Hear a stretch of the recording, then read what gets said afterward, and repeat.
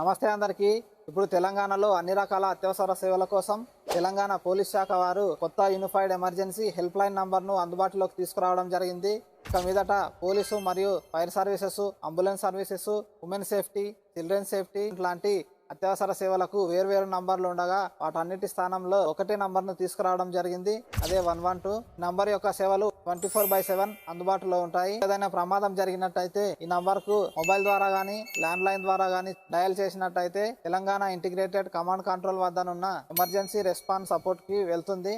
అక్కడ వారు GPS ద్వారా మీ యొక్క లొకేషన్ గుర్తించి పోలీస్ వారిని కానీ ఫైర్ సిబ్బందిని కానీ అంబులెన్స్ సిబ్బందిని కానీ పంపించడం జరుగుతుంది.